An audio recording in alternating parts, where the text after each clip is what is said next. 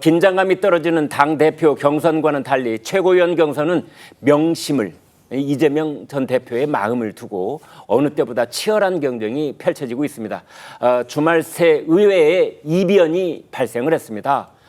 전당대회 초반 1위 돌풍을 일으켰던 정봉주 후보를 제치고 이른바 잼카, 즉 이재명 전 대표의 자동차를 말합니다. 그 잼카에 가장 먼저 탑승했던 김민석 후보가 1위에 오르는 기염을 토했습니다. 먼저 영상을 보시겠습니다.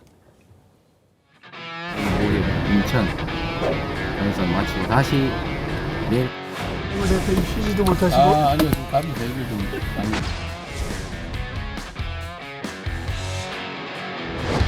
대표님이 아까 김민석 왜 이렇게 표가 안 나와 이래가지고 찍혀버렸어.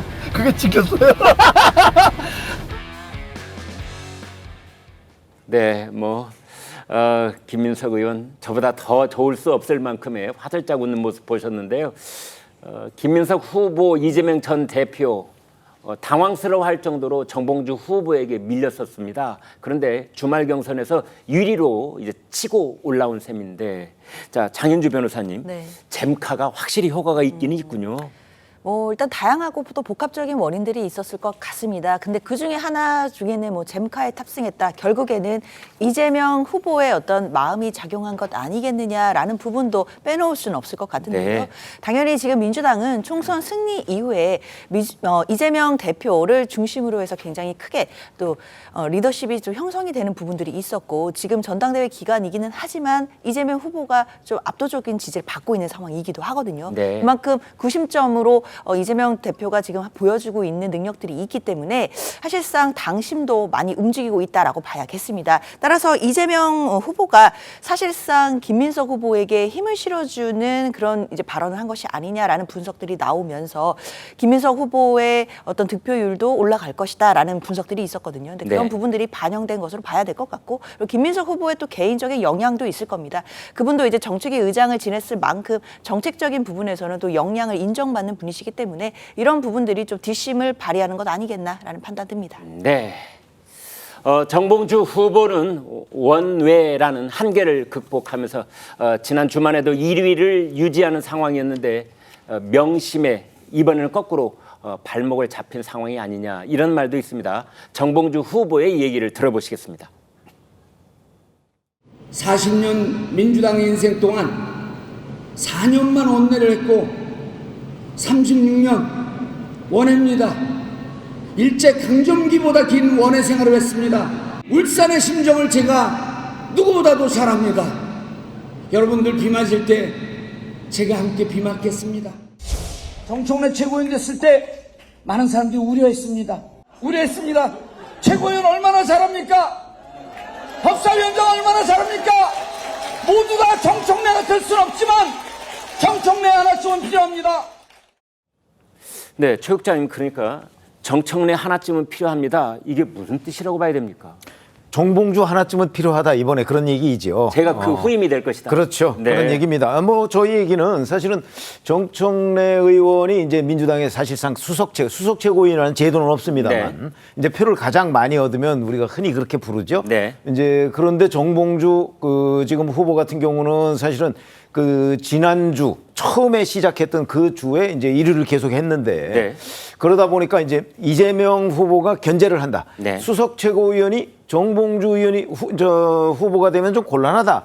이런 거는 이미 민주당 주변에는 다 퍼져 있어요. 네.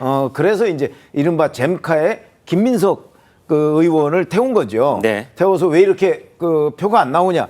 사실은 다른 후보들도 다 잼카에 탑승을 했는데 네. 왜 이렇게 표가 안 나오느냐 하는 거는 김민석 후보한테 유일하게 한 거예요. 네. 그러니까 이제 김민석 후보를 많이 밀어주라는 메시지가 된 거죠. 네. 뿐만 아니고 이제 이재명 후보를 지지하는 또 몇몇 유튜버들이 있잖아요. 네. 거기에서도 정봉주 후보에 대한 공격을 시작했거든요. 지난주에부터. 네. 이제 그런 것들이 영향을 미쳐서 정봉주 밀어내기죠, 일종의. 그러니까 밀어내기라는 게 완전히 5위까지 최고위원이 안 되도록 하는 거는 불가능해 보인 것으로 보이고, 네. 그게 아니고 대신 1위만 어떻게 좀 피해서 이재명 대표의 맨 오른쪽에 앉는 그 자리에는 김민석 의원을 앉히겠다. 네. 아마 이런 걸로 보입니다. 네. 저는 아직까지는 누적에서 정봉주 의원이 1위인데 아마 이번 주말이죠. 네. 이제 호남 경선을 거치면서 김민석 의원이 결국 이재명 그 후보의 뜻대로 아마 수석 최고위원으로 올라가지 않을까 이렇게 예상이 됩니다. 네.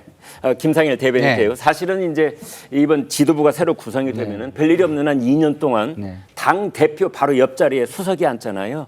그러면은 일주일에 서너 번씩 이제 언론기관에 계속 그게 그 사진이 보도가 되고 그러니까 예사 자리가 아니에요, 사실은. 그렇죠. 예. 그 수석 자리 지금은 이제 김민석 의원일 것이다 이렇게 얘기를 해주셨는데 공감이십니까? 아니면 아직도 선택제가 좀 있는 겁니까? 저도 김민석 의원으로 수석 최고위원을 예측을 합니다. 이재명 후보의 마음이 거기 가 있다 예. 이미. 왜냐하면 첫 주에 주말에 예.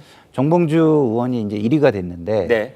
이거로 논란이 됐어요. 그래서 이번 주, 그러니까 지난주죠. 네. 지난주에 1위가 된 게 좀 논란이 됐는데 그래서 지난주 결과가 굉장히 중요했는데 지난주에 이 흐름이 바뀌었거든요. 네. 그 얘기는 무슨 얘기냐면 당원들이 이 상황에 대해서 좀 당황스럽다라고 느낀 거예요. 네. 그러면 이재명 당대표를 좀 곤란하게 만들 수도 있겠는데 그러지 말아야 되겠다라고 했기 때문에 네. 이 흐름은 다음 주로도 이어지지 않을까 저도 그렇게 예측을 합니다. 네. 근데 정봉주 의원이 수석 최고위원이 되는 걸 이재명 대표가 원할까라고 저에게 묻는다면 네. 저는 원하지 않을 것 같아요. 원하지 않는. 네.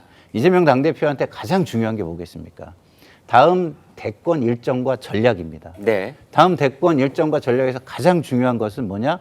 중도 확장력을 보여주는 겁니다. 네. 그리고 정권을 심판하고 교체할 수 있는 후보라는 걸 보여주는 겁니다. 원외냐 원내냐는 그닥 중요하지 그닥 않다. 중요하지 않죠. 아, 네. 근데 정봉주 지금 전 의원 같은 경우는 네. 할 수 있는 게 선명성을 강조하는 걸로 계속 달려갈 수밖에 없습니다. 다른 네. 전략이 별로 없어요. 아. 다른 어떤 본인이 할 수 있는 어떤 권한도 없습니다. 네. 그러니까 메시지 권한뿐이 없기 때문에 그 메시지를 계속해서 본인을 부각시키기 위해서 낼 거거든요. 그건 수석 아니라도 할 수 있다. 그런 일은. 그렇죠. 네. 그렇기 때문에 수석으로서 그 얘기를 계속하면 또 뭐 열성 지지층이든 강성 지지층이든 이쪽에서 반응을 하게 될 거고 네. 그러면 당대표 입장에서는 그 의견을 또 무시를 할 수 없지 않습니까? 아하, 예. 그러니까 전략을 짜기가 굉장히 곤란해질 수도 있다. 아, 네, 그런 네. 측면에서 보면 본인이 좀 컨트롤할 수 있고 전략을 배분할 수 있는 네. 그런 사람으로 오른쪽에 앉히고 싶을 것이다라는 생각이 듭니다. 네.